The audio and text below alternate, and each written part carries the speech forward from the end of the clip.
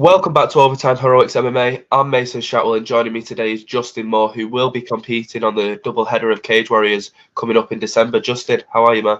I'm good, man. You're right.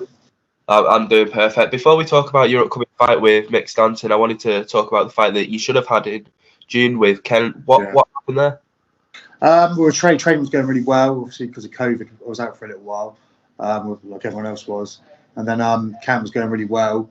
And I was having a few guys come down from Wales every week who were sparring with, some big sort of guys. And I was being shark tanked one Saturday morning. One of the guys, a big lad Ben, I think he went for a takedown. I think I sort of reversed the takedown, and then he sort of like collapsed onto the inside of my leg, and he just heard like a couple of popping sounds. And then it sort of didn't feel too bad. It felt a little bit tight straight after, but obviously the popping we sort of knew something was good, went right there. And then it was just as I carried on training probably stupidly, and then sort of just started seizing up throughout the rest of the day.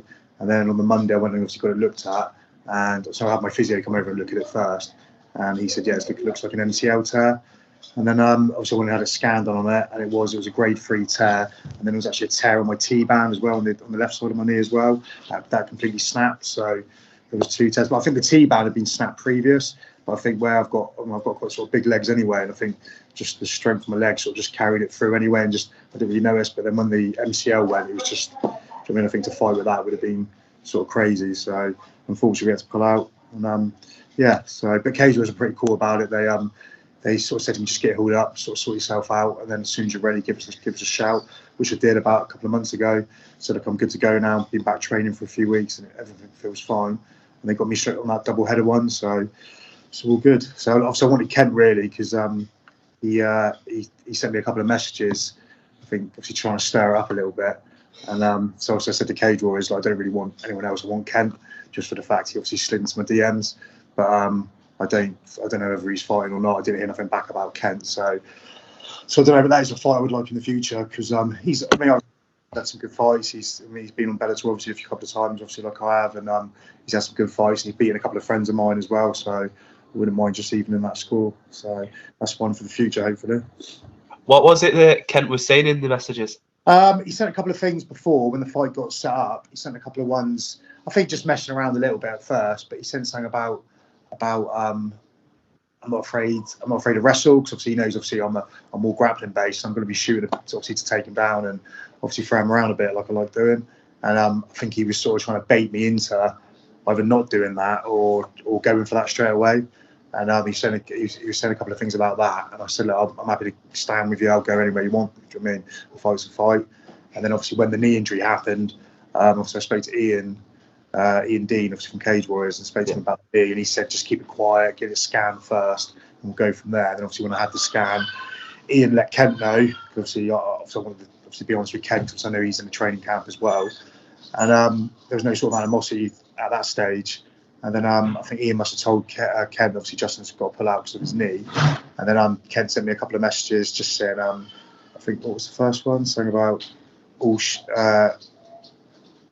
was it? All fart, no poo. So he's just a bit tongue in cheek, so he's trying to mess around a little bit. But I just said to him, I said, Kent, it's an MCL, mate. It is what it is. I've also got a family to provide for as well. And if I go on, and it's my lead leg as well. And if he was to kick that, or if I was to go for a takedown and it blow out again, I mean, that's me on the sidelines for like 6 to 9 months. So I had to sort of make a bit of a decision I didn't really want to make, but it sort of is what it is. How's the recovery been? It's been alright. Obviously, I had a bit of time off, but it was good in a way because I got to work on my striking quite a bit. Obviously, as long as I wasn't sort of like cutting angles too much, so as long as I was working in straight lines, it was okay. It was only when I sort of opened the leg up and I sort of got a bit of a reaction. But we sort of I was in my physio sort of over twice a week. He worked on it, and I just did all the right stuff, the hot cold therapy. And if anything, it's come back stronger. Like I've not had any reaction or any sort of pain or discomfort in it for probably sort of the last 4 to 6 weeks. So I think fingers crossed, it's all good. So I think if anything, it's probably a bit of a. Also, I don't want to miss fights or pull out a fight, especially this sort of stage of my career because I'm sort of I've only got a few fights left. I want to make sure I sort of get the most out of them.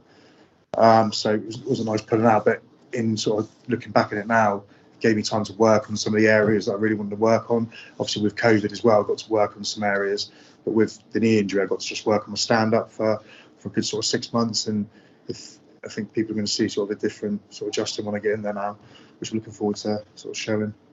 100%. Obviously, now you've got this fight with Mick Stanton. What do you think of Mick as an opponent? I think he's a good opponent. He's tough. Do you know what I mean? He's from a decent gym. He works with some good fighters as well. He works with Chadwick, who does a lot of work with him. And I didn't know Mick before. I knew a little bit about him, but I didn't know too much. And I haven't gone into depth looking at him. Obviously, I don't really like looking too much at an opponent because I think you sort of get hung up on what they can do, and you sort of get hung up on that and not sort of focus on what I can do. But he's good. I mean, obviously he's from a grappling-based gym, so he's going to come in obviously looking to take me down. And I've seen a few highlights of him where he does shooting from quite some distance, and he's quite sort of similar to me in a way. But I think with my I've just got my purple belt as well, and I think my jiu-jitsu is going to work well against him. So if he wants to go to the ground, I'm happy for that. And but I'm looking to keep it standing for a little while, and with my Thai and the boxing I've been doing, I think I'm not sort of too worried about where the fight goes. Obviously, he's tough and he's had some good fights, but then again, so have I. So we're both on Cage Warriors for a reason. So I think it'll be a good fight. And I think both our styles should match quite well. I don't know if you've been aware, but I know Mick past couple of months has been trying to get a title fight against Matt Bonner, and obviously he's not got the fight. But would you say after this fight, with a good win for yourself, you could be looking at a title shot? I'd like to, yeah, because obviously I turned 37 yesterday, so I've got a 5-fight contract with Cage Warriors, and I'd like to sort of get, now with COVID out of the way, I want to sort of get these fights sort of under my belt now. So if that title fight presents itself, then yeah, definitely that is something I want to try and get, whether it's after Mick or a couple of fights down the line. I definitely think, and especially Bonner as well. I mean, I think he's good, he's a good fighter, but I think my style and him will be quite a good matchup. So if the title fight presents itself, then yeah, definitely that's something I want to get. Do you know what I mean? So.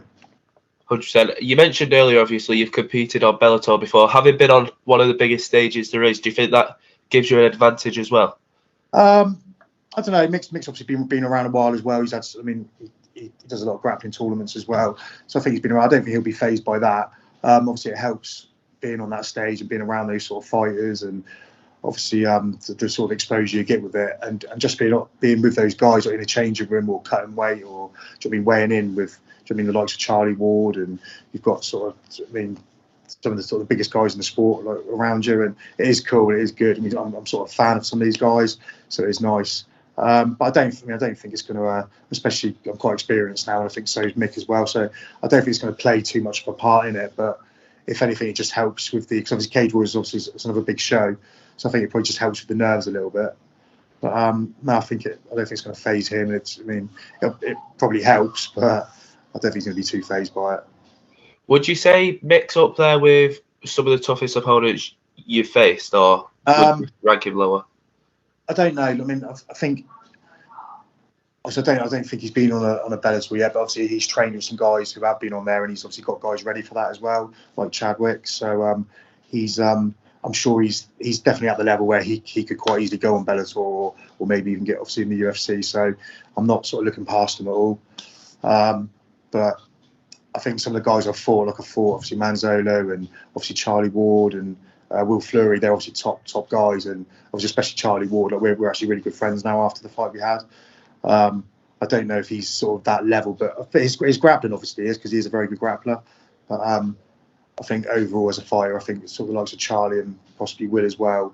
They're obviously on Bellator and they're there for a reason. And Charlie's got the highest knockout rate in the division, and Will's on a bit of a tear now as well. I think he's smashed his last 2 opponents, and he looked very good in his last couple of fights. He actually fought Kent in Kent's last fight in Bellator, and Will just dominated him in every round. So when I fought Will, we didn't sort of tell anyone about it because I wanted to sort of use excuses, but it was just before COVID sort of like become sort of popular, so to speak. But when we got over to Ireland and fought, my whole sort of immune system was really, I should have been the fittest I've ever been, but I felt so low and so run down. But we sort of put it down to the weight cut. But as soon as I sort of weighed in and refueled, I still felt horrendous. And I remember going around sort of Dublin City Centre with obviously my partner and my team, and we're trying to find a health shop to get some like immune system boosters because we just didn't know what was wrong with me. And then now looking back, we obviously know because I remember warming up before the fight. I was throwing a couple of shots, shooting it for a takedown. I just felt gassed straight away. And obviously looking at it now, I think obviously clearly we had COVID then, And but I didn't sort of say anything after the fight or anything on social media, because at the end of the day, Will won the fight, and I mean, whether I had COVID or not, he still beat me. So I mean, a fight's a fight. But looking at that, I don't really look at that like a loss, because I don't think I was sort of like 100% where I'd want to be in a fight with Mick. I'm coming in. Do you know what I mean? I've sort of got the immunity now to COVID. I've had a brilliant camp. Do you know what I mean? I've just come back from Nogi now, and I wrestled. Do you know what I mean? For the last couple of hours, I feel good. I feel strong, and my weight's coming off nicely. And obviously getting the purple belt, obviously a couple of months ago, has obviously lifted my spirits as well. So I'm feeling good and feeling confident. So. Well, as you mentioned, you've just got back from training, so I won't keep you too much longer. But I wanted to ask, obviously, with you having a record of 10-5, with the 5 losses you've had, how have you bounced back after them? How do you get back in the cage? I've always sort of come back stronger after that, especially with the Will Fleury one. Because I was fuming when I got out of the cage, because I knew I didn't do myself justice, and obviously we didn't really know it was the COVID till obviously COVID became cool afterwards. But as soon as I got out of the cage in Bellator in Dublin, as soon as I got out, I said to my manager and my coach, I said, get on the phone to a show in England and get me booked up for next weekend. So I just want to get that out of my system. And luckily they did. They got me on a show on the Supreme CFC show. And my opponent, Randy, my opponent, actually pulled out the day before the fight, the following week, and I ended up fighting. Someone else came in, and I fought him heavyweight, which I beat. But so I've always sort of bounced back stronger and come back stronger. So, and with this fight coming, I've got a lot I want to prove as well, especially obviously after the Fleury fight. 'Cause the guy I fought after, he wasn't a great sort of opponent. He was just someone to stand in. My one pulled out. So the only guys I've ever lost to have been sort of top level guys. Yeah. The best of the best. So I'm feeling confident. So. 100%. And last thing from me, can we get a final prediction for your fight come December? I think it's going to be, the first round's going to be explosive. Do you know what I mean? He's going to be looking to take me down, but obviously I'm not. Obviously my takedown defense is pretty good. I think he's going to be looking to take me down, but if he wants to stand, I'm happy to stand. And I think he's going to come unstuck there. But I think second round, probably midway through the second round, early in the second round possibly. But wherever it goes, I'm more than happy, more than comfortable. Do you know what I mean? I'm smashing out 5-5 sort of nearly every other day at the moment. So my cardio is going to be right up there, better than it's ever been, and I feel stronger than I've ever been. And some of the guys I'm rolling with and training with, they're sort of the best sort of like training partners I've had, obviously, for most of my career. So I'm reckoning for a mid-second round, obviously Mick's going to be fit, he's going to be strong, he's going to be tough, he's going to be game, but without sort of blowing my own trumpet, I feel like I'm coming in a completely different animal for this one, and I want that big win on Cage Warriors. So, and obviously Mick's going to be the first one, so the second round. Is there any shout outs or sponsors you'd like to give a quick shout out? Yeah, if I can, just to Priester UK, obviously my jiu-jitsu guys, and my coach Pete. Obviously he's put a lot of work into me the last sort of 12 months, obviously through COVID. Just for him, obviously, and the Guerrilla Fight team, obviously my lads, and they've sort of like got really behind me, obviously, with this. So just them really. Well, and last thing from me, how can people find you on social media? If you go on my page, it's Justin Guerrilla Moore or Guerrilla Fight team. They're both on there. All right. Well, Justin, it's been a pleasure, mate, and I can't wait to see you compete on Cage Warriors. Cheers, brother. Appreciate that, mate. Thank you, mate. Take care. Bye, mate.